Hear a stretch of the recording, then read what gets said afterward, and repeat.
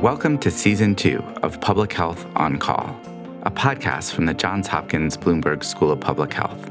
I'm Joshua Sharfstein, Vice Dean for Public Health Practice and Community Engagement, and a former Secretary of Maryland's Health Department. Our goal is to bring scientific evidence and experience to the public health news of the day through informative interviews with scientists, community leaders, policy experts, public health officials, clinicians, and more. If you have ideas or questions for us to cover, please email us at publichealthquestion@jhu.edu. That's publichealthquestion@jhu.edu for future podcast episodes. Today, I speak with Dr. Anders Tegnell, the Chief Epidemiologist in Sweden. A lot has been said about the approach that Sweden has taken to addressing the coronavirus pandemic. We went to hear from the source. Let's listen. Dr. Tegnell, thank you very much for joining me. A lot has been said and written about the Swedish approach to COVID-19. I'd like to start by asking you to explain, in your words, the approach Sweden has taken and how you see it as different from the approach followed by other countries. I think in many ways it's similar, because what I think we're all trying to achieve is as slow a spread of this disease in our society as we can possibly achieve, and having a special attention to avoid the spread into parts of the population that are more vulnerable than others, especially the elderly. And I think Sweden in that way does not differ from any other countries in this. The way we differ is the way we have done it, I would say. We have developed social distancing with a mixture of legal tools and voluntary advice, which is very much based on the way we usually work with public health measures in Sweden, which is very much built on giving a lot of responsibility to the individual. Our communicable disease law is also very much written in that context. It gives a lot of responsibility to the individual to avoid spreading the disease to others. And we can then lean on those traditions, on those regulations that they have in place, and work with a lot of recommendations, but also with legal measures in areas where it's very difficult for the individual to keep social distancing in place. So could you explain some of the legal measures and then also some of the voluntary advice?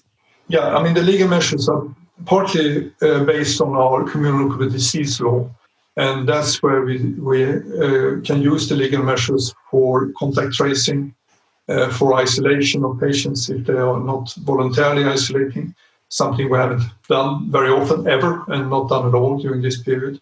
But for contact tracing, we use our legal background for that, which gives a very strong responsibility to the individual to inform the health caregiver about any kind of contacts they've had. And it gives the health caregiver a very strong responsibility to give advice to these people.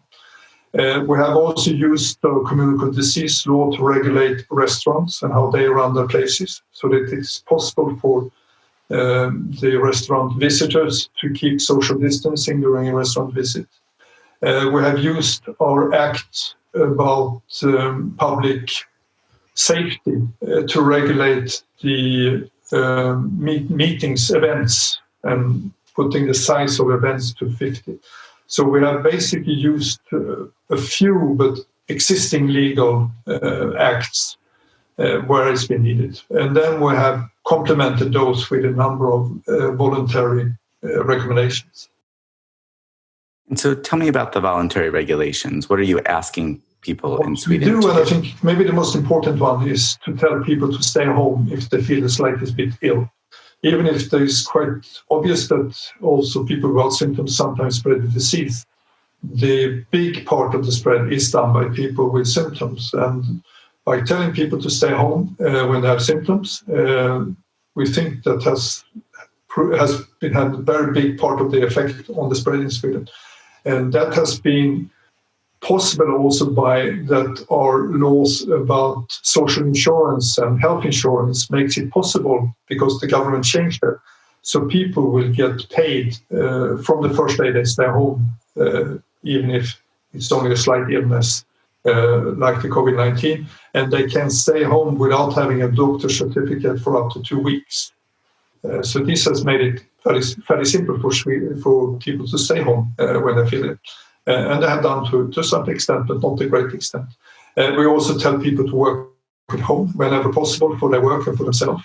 And that has also been done to a great extent. Once again, it's made possible because a lot of workplaces in Sweden are very digitalized these days. So quite a lot of people have been working from home, which is quite obviously also.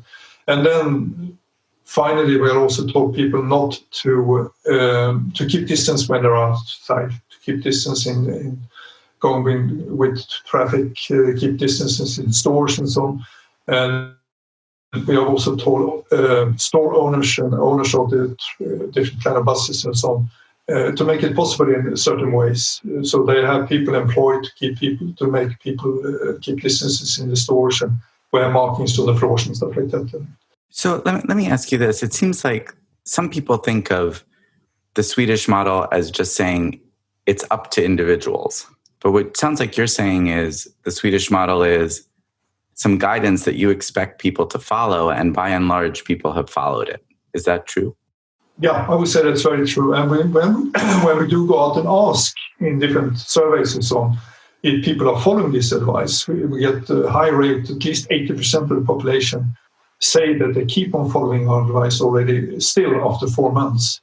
And so we really believe it has a great follow-up to our advice.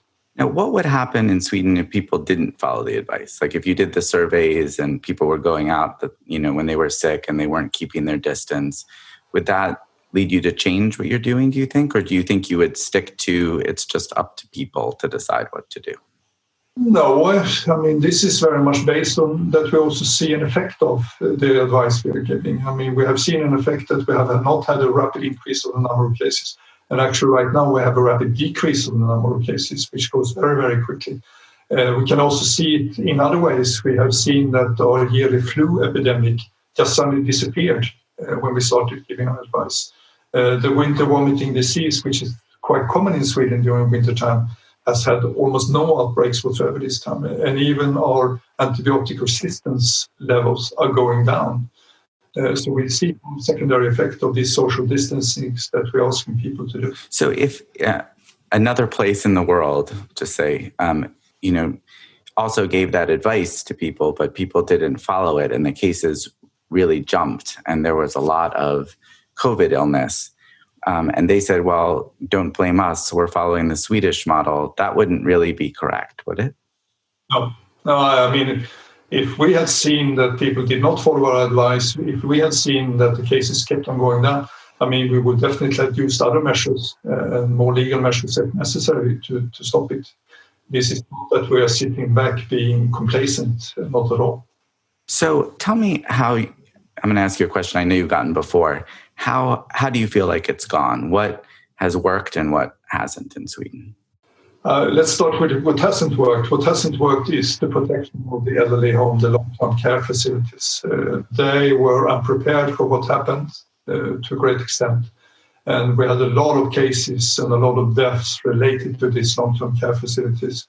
That has improved considerably since 1 month, 1.5 months back when we started giving additional advice to them, observing the problems they had. Then the number of cases in the long-term care facility has fallen rapidly. And we have right now very few cases among the really old people. So that's, I think, really is a lesson for the future that not only we as a public health agency, but a number of different actors in Sweden need to take a good look at the long-term care facilities, how the quality of care can be improved there. What has worked reasonably well is to keep our healthcare working. They have changed a lot of things. They have prioritized COVID-19 and stopped doing a number of other things. But they have been able to take care of any kind of acute ill patient. And their results from the intensive care units and so on are well on the same level as any other country in the Nordic region or in the European Union when it comes to how many people survive in our intensive care units and so on. And we have always have had 3 beds in intensive care. Could I ask you about that? Because there has been some reports here in the United States, at least, saying that one of the reasons that there may be so many deaths in the elderly care homes in Sweden, and one of the reasons that you may have space in your intensive care units, is that many patients don't go from the elderly care units to intensive care, that there's some reporting that it's very rare for patients to be admitted to the hospital from the long-term care facilities. Do you think that's a fair criticism? Yeah, it's a fair observation, but it's not a fair criticism, because these people in the long-term care facilities are very old, they are severely ill, and it's the kind of people that you don't even normally admit to intensive care, because you know that the chances that they will survive intensive care are extremely slim, and it's, I would say, ethically questionable if you should put them into intensive care, and you wouldn't do it if they came down with any other kind of disease, because it would increase their suffering. It would not really make the last few days of their life any kind of quality. I know there are different opinions about that in Sweden, but when we talk to the National Board of Health and others, everybody claims that the criteria for being admitted into intensive care has not changed during this time. I think that's also maybe underappreciated, as how Sweden thinks about that question. Very different than, say, the United States, where we have a much more aggressive approach, I think, to treating people. Yeah, but this is following the tradition, and I think that's a very well balanced and very well accepted tradition, and it follows the ethical platform that our government or our parliament has formed on how healthcare should be sort of given to Swedes. And that there has to be a priority. You should get the kind of care you need, but you should not get unnecessary or even harmful care.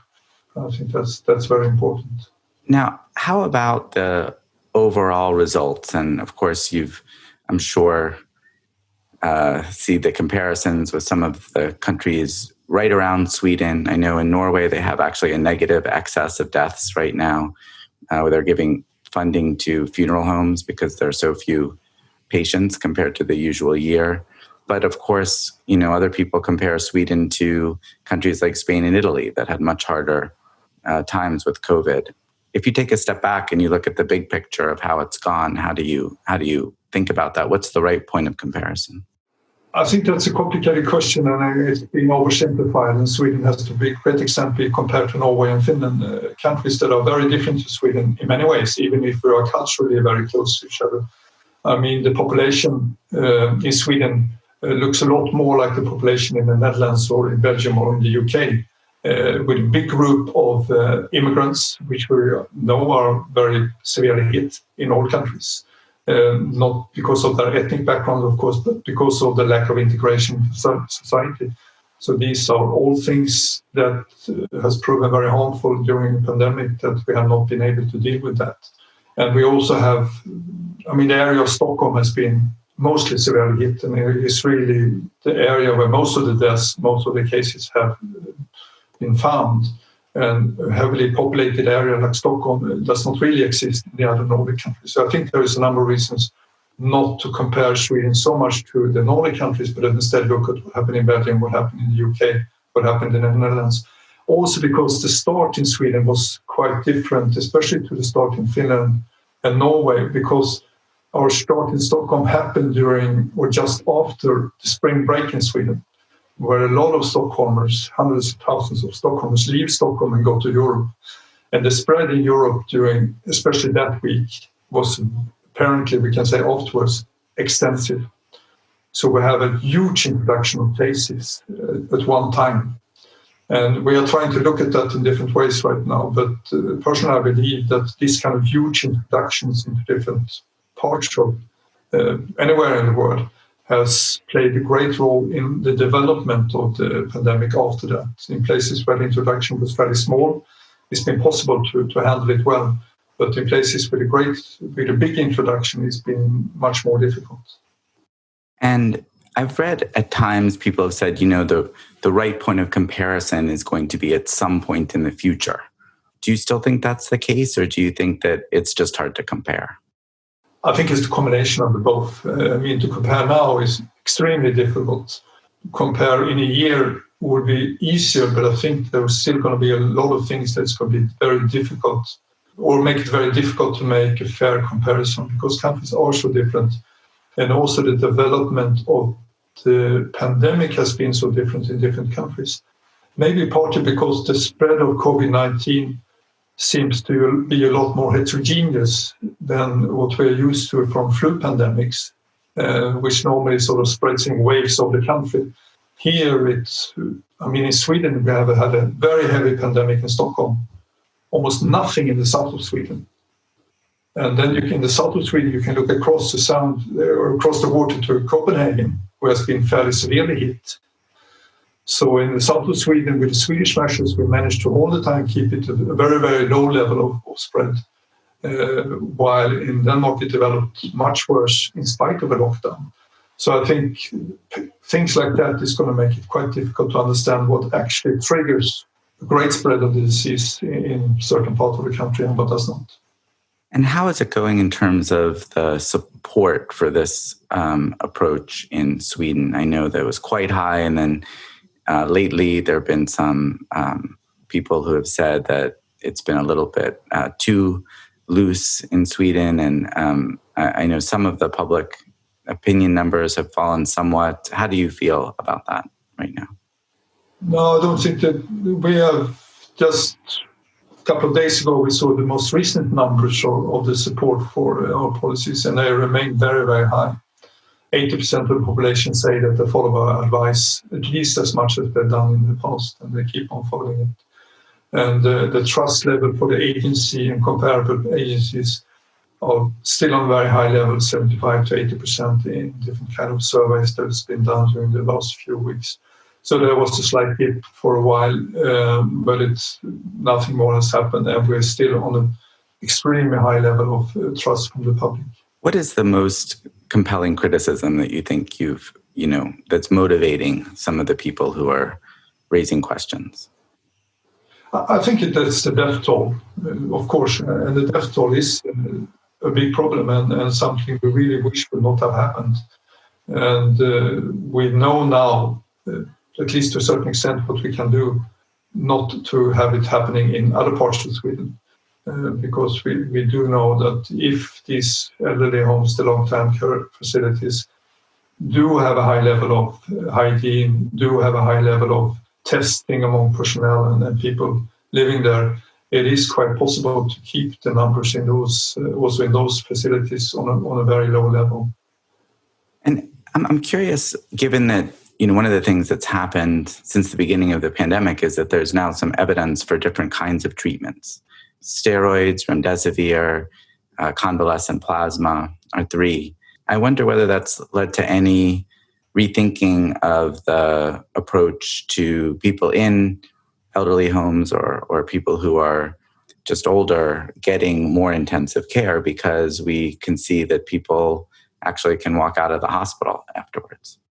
I've discussed that a little bit with, I'm not a clinician anymore myself. I discussed it a little bit with care clinicians, and they don't really believe very much in that. They say that will improve the outcome on the people that we already today admit into intensive care. And there the survival rate is around 80%. And that might be improved even a little bit more. But the people we are talking about now from the long-term care facilities, they don't believe that these kind of treatments will make much difference for that group, because that group is so susceptible already and in such a weak shape that even with some kind of treatment, it will not really make it possible for them to survive intensive care. I got it. So interesting. And there really hasn't been, or maybe I should ask, has there been a movement among either people who live in those homes or their families to rethink that, or not so much of a movement? There has been a discussion because our inspectorate, the agency that looks at the level of care in elderly homes and hospitals and so on, has been inspecting. And they don't say that more people should have been admitted into intensive care, but they say that better treatment could have been given at these kind of long-term care facilities. and the level of medical care in this kind of needs to be improved. And I think that's definitely true. If that would have improved the survival, we don't know, but it would most likely have improved the quality of life of these people during the last few days. And I think that's something we really need to think hard about. I'm curious whether you have any thoughts as you look across the Atlantic Ocean to the United States. We're in a situation with an enormously high spread of coronavirus in many parts of our country, where there are a number of governors who might say that they are taking inspiration from Sweden by telling people they think it's a good idea to wear masks, but not requiring masks, or telling businesses they should be careful, but not closing down certain types of businesses that are high risk for spread. When you read that or you see that, how do you think about that in the context of what you've been trying to do? No, but I think you always need to look at the results of what you're doing. And when we in Sweden feel that the results of what we've been doing has been quite positive, even if death toll and so on in the very beginning was far too high. When we took measures, it changed very rapidly. And I think that's what we've been doing all over time. We have been following the impact of what we have been doing, and we have been then fine-tuning different kind of measures. We lowered the amount of people that were allowed to be gathering from 500 to 50. We have instituted a number of measures in the elderly homes. We have now looked at different kind of tourist facilities during the summer, and some of them are not allowed to open. Some of them can open with certain restrictions and so on. So I think, as I said, you can't be complacent and think that your strategy will work all the way. Yeah, I mean, it seems to me what you're saying, but I want to make sure I have this right, is that the Swedish approach may be to start by inspiring people to take action voluntarily, but if they don't do it, the Swedish approach isn't to say, well, I guess there's nothing else we can do. It's more to say, okay, well, what do we have to do? Because we need to keep an eye on the results. Our goal is good results. Is that fair? We need to move in with other measures and then either look at legal ways of doing it or getting other actors to make it easier for people to follow our advice, like the government changing the regulations around our health insurance to make it possible for people to stay home without losing any income. Right. So you're really trying to get a good result, and you may be starting with voluntary actions, but you're constantly reevaluating that. Exactly, and fine-tuning them so that they get the best effect. But your success is ultimately measured by how the course of the epidemic is going. And the course of the epidemic is not only the death toll, it's also how well your health system can cope with it, how many people do lose their jobs, because there's a lot of other public health impact from the measures that we take that we also need to take into account. And I think the schools is a good example of that. And the reason, a big reason why we kept the schools open is that we know that closing schools have such bad effects for children who cannot go to schools, especially already who are hardly hit by different things. If they can't even go to school, they get even more outside of the society, and they lose their possibilities to get good jobs in the future. They lose their possibilities to have good health. And I think our experience from keeping our schools open have been very positive. Have you had outbreaks in schools? No, hardly any. There is one or two on records, and they've mainly been among teachers. And you took some special precautions in schools, or was it the same as always for schools? We told the schools the same. We tell any kind of activity that it should be possible to keep distance in schools. They should not have big gatherings, like big gatherings in the mornings. During school lunches, it should be possible for the children to keep distance to each other and so on. So the schools gets the same kind of advice that any other kind of business or workplace gets. Tell me about what happened with the teachers. The teachers, we had some outbreaks among teachers in Sweden. We have now also done a very preliminary, but anyway, look at what kind of professions are worse hit than others. And we found that teachers are less sick than any other profession that we can look at, basically. So it seems to, from our point of view, going to school is rather protective compared to going to a number of other workplaces. So you've been able to keep kids in school and keep some other activities going while maintaining a high degree of compliance with the recommendations that you've had. Yeah, that's the way it looks like. And we don't have any signals that there was any negative aspects of this. We have had very few cases among children. I don't know. We haven't been able to translate it yet. We have done an interesting comparison to Finland, a country that's very similar to Sweden in many ways, but they closed the schools. And we cannot really find in any of our registers any difference between Sweden and Finland that we can relate to the schools and the schools open or closing. Any final comments you want to make? Any misunderstandings about Sweden that drive you crazy when you read about them? Any final thoughts? No, I think the main misunderstanding is that we are complacent and just sitting back watching things. That is definitely not what we are doing. We are working extremely hard in Sweden, as everywhere else. We're trying to control this epidemic in the best possible manner. Well, thank you so much for your time. I really appreciate it. Thank you. Public Health on Call is produced by Joshua Sharfstein, Lindsay Smith-Rogers, Stephanie Desmond, and Lamari Morales. Audio production by Spencer Greer, Niall Owen McCusker, Cian Oates, and Matthew Martin, with support from Chip Hickey. Distribution by Nick Moran. Thank you for listening.